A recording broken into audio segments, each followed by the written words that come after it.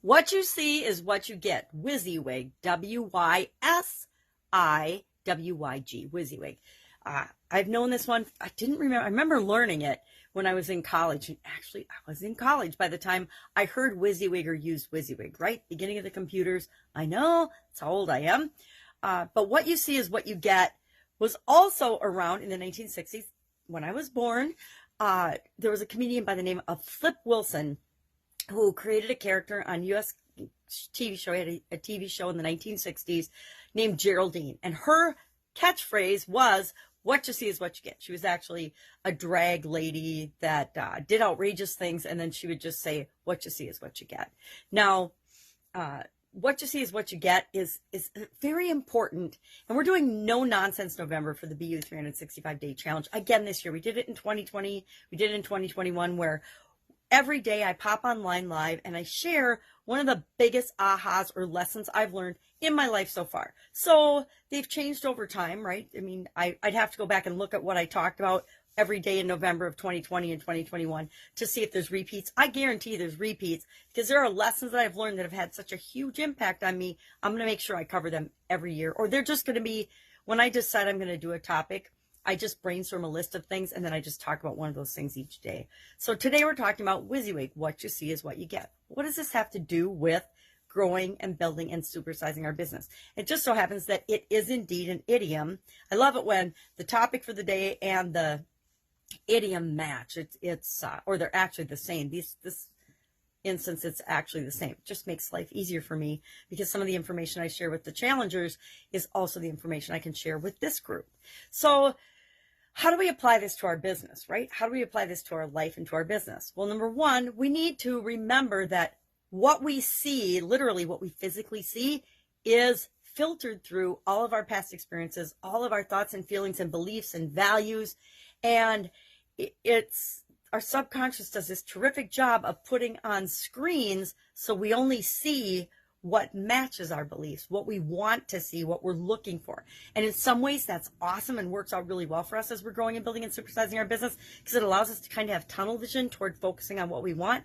And other times it slows us down and stops us and prevents us from doing things in a much simpler, faster, easier way, because we've got to overcome all of these conflicting beliefs and things and past experiences where it causes us to have doubt, worry, or fear about our ability to do things because we failed at something in the past, or we had a bad experience with a business partner, etc. So we need to apply this and remember that we're not the only ones that think what we see is what we get. So is everyone else that we interact with, our vendors, our suppliers, regulatory agencies, our customers, the people we're here to serve. So we want to make sure we do a couple of things. Number one, ask ourselves a couple of key questions.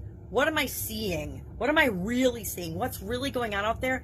And it's interesting that when we change our perspective or our point of view, or we try to see things through someone else's eyes, we actually see things that have been right in front of our face all the time, but we haven't seen.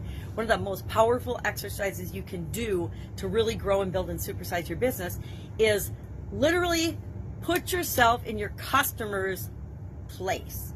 Pretend, go out, be a customer of your own business, your own products and services, and see how does that experience feel. Does it feel right? And really put yourself in the place of a customer, or hire someone to do it for you that will give you great feedback and honest feedback in terms of what is the experience like dealing with your business.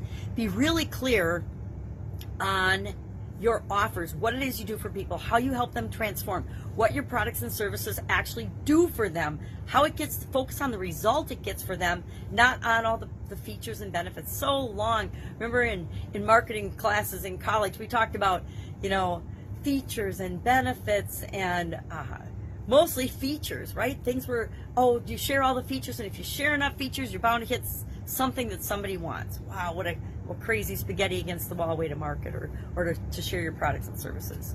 And the P's, we all learned the 5 P's, right? In marketing class. Not that we ever really use them or applied them in the real world, in our real businesses. Another thing to keep in mind is we need to create expectations and share expectations and be very clear about what our people in our organization, as well as the people that we serve, can expect from us, right? one of the biggest, and especially in our communication. So, and listen to me rambling today. The most important thing I'm learning as I get older and older is that we need to keep things simple and simplify them. We live in this world that is so over inundated with information and complication and ways to make us confused. But if we're confused, we push away from something. We say no. We just don't even bother, because if we have to untangle and try to understand something, it's too hard, it's too complicated, and the chances of us actually doing or implementing it go down dramatically with the number of steps or how complicated something is.